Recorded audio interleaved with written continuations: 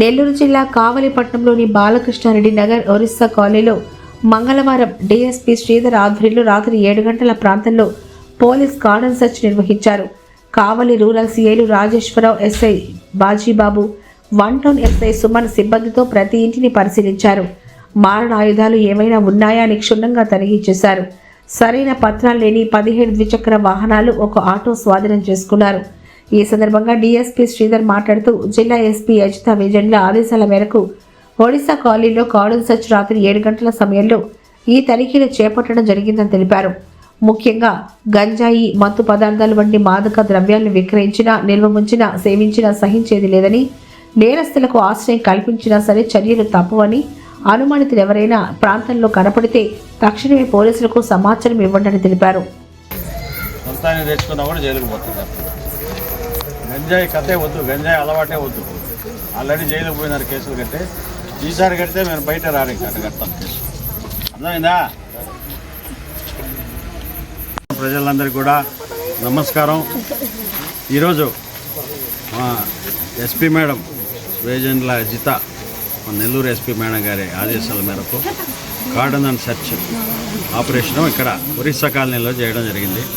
మన కావలిలో ఉండే బాలకృష్ణ నగర్లో భాగంగా ఒరిస్సా కాలనీ ఉంది. ఇక్కడ దాదాపు 75 ఇళ్ళు ఉంటాయి. ఇక్కడ కొంతమంది ఒరిస్సా కార్మికులు 1976లో వచ్చారు, అక్కడే నిలబడిపోయారు. వీళ్ళు సొంతానికి తాగాలని చెప్పేసి గంజాయి కూడా తెచ్చుకున్నారు. కేసులు కూడా కట్టడం జరిగింది. ఇప్పుడు అదంతా కూడా ఏం జరగడం లేదు, గంజాయి దొరకడం లేదని చెప్తున్నారు. మా వాళ్ళు మొత్తం ఇళ్ళన్నీ కూడా సెర్చ్ చేశారు. మా సిఐ రాజేశ్వరరావు, ఎస్ఐ బాజీబాబు, మా స్టాఫ్ అందరూ కూడా వచ్చి ఈరోజు ఇక్కడ కార్డన్ అండ్ సెర్చ్ చేసి ఇల్లు వెతికాము.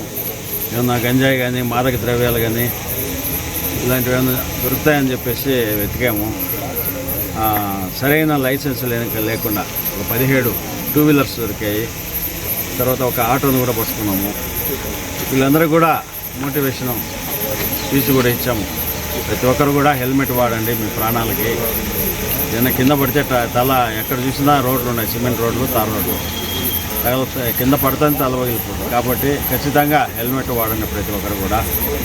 తర్వాత గంజాయి లాంటిది కానీ, మాదక ద్రవ్యాలు కానీ, నాటు సారాయి లాంటిది కానీ ఎలాంటిది ఉన్నా కూడా మాకు ఇన్ఫర్మేషన్ ఇస్తే మేము వెంటనే తగు చర్య తీసుకుంటాము అని చెప్పి అందరికీ, కాలనీ వాసులు అందరికీ చెప్పడం జరిగింది కూడా. వాళ్ళు ఒకటి అడిగారు, సార్ మాకు దోమలు ఎక్కువ వస్తున్నాయి, పట్టించుకోలేదు అని మున్సిపల్ కమిషనర్తో మాట్లాడి మన ప్రజలందరికీ కూడా విన్నవిస్తున్నాము. మీకు ఎలాంటి ప్రాబ్లమ్స్ జరిగినా, ఇలాంటి మాదక ద్రవ్యాలు కానీ, ఎలాంటి అసాంఘిక కార్యకలాపాలు జరిగినా కూడా మాకు ఫోన్ చేయండి.